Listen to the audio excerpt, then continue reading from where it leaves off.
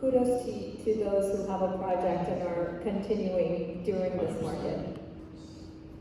But I would see it a bit different as the speakers before, not from the content.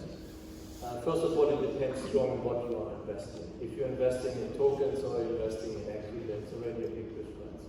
If you're investing in tokens in a bull market, of course it's a short investment and you don't have to be really professional in what you are investing because the market just going up. So you go in, you take with what you can. In the beer market, it's much more interesting because in the beer market you find no professionals on the market. And everyone who was already like 1 or 2 years ago and have seen the development, it was already clear that we're going in the beer market and doing restructurings in the company, restructuring of the portfolio and all this kind of things should be done already before. So for us, as we investing money of like third parties or customers, we cannot just be investing in a vision or something. This must be much more based on more fundamental data, must be based on professional know-how what we have in the company, and of course much more detailed due diligence in which you're going. Yeah, it's not just okay, I like this guy investing. So there's a big difference, first of all, between like individual investors, what we have here, what we heard, how they manage the market, and more like an institutional investors who we are. Yeah, so if I cannot gambling with other people's money. At least where I grow up, this is not a nice thing to do it. Because I don't want that other people lose their money. So what we're doing, we really go in each of our investments in the due diligence, we really look in the projects, we look to the team, because it's not interesting, you know, now it's interesting for me as a VC, finding all of this, let's say, not professional investment projects to invest now, because they're coming now to me. Oh, I had a company valuation of 80 million. And I say, okay, what price you give me? You can step in for 20 million because now you need a serious guy and there's a sign to outside. I said, okay, so what did you wrong? Why should I invest now? Interesting is now really, and we see this, you know, it's not, if you invest in a company, I just don't want just to deploy my money. You know what I want? I want to have an additional effect in my portfolio in investing in companies. So important is not only doing the investment and look how the companies do it, important is also how the companies play with each other. What kind of additional values you can generate in your investment portfolio, and not only investing, deploying money. Anyway, which projects, they don't need money. There's enough money on the market even now. They have no problems to fundraise money. So when you want to have you as a VC, it is exactly then when you bring in an additional value. So, and that's maybe one of the more difference between investing high net worth individuals. They just can invest with divisions.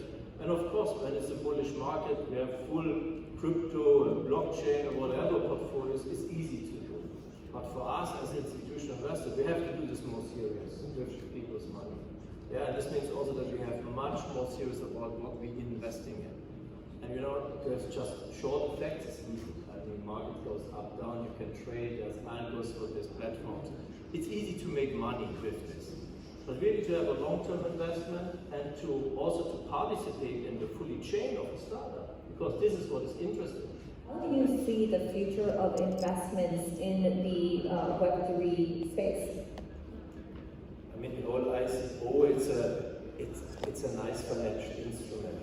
So I had internet crisis, equity crisis. I went through many crises in my life. The financial market is always the same. Let's say at the same up and down. Let's say.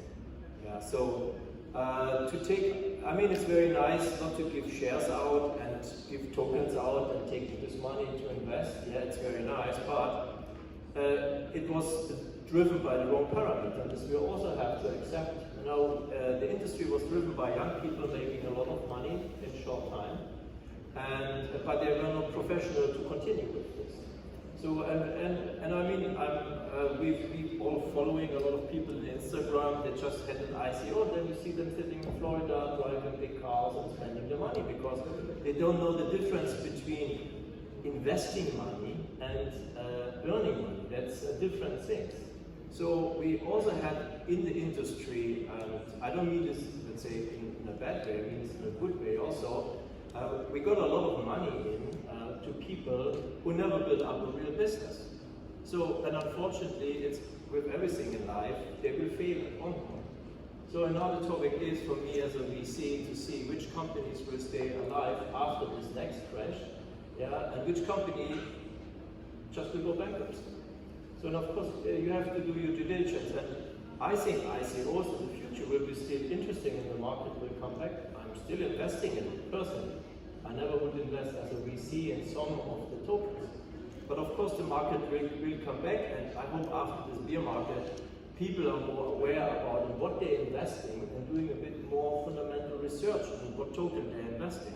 And not just saying, oh, I heard something, I'm a Telegram group and this Chinese says we have 1000x and whatever. Of course that might happen, yeah, but maybe also you lose your money because as he said, whereas risk is, or whereas opportunity is also always risk. And from this side, I think the market is coming back. I think it's still good to invest in Web3, but it must be much more done in a serious way, let's say, and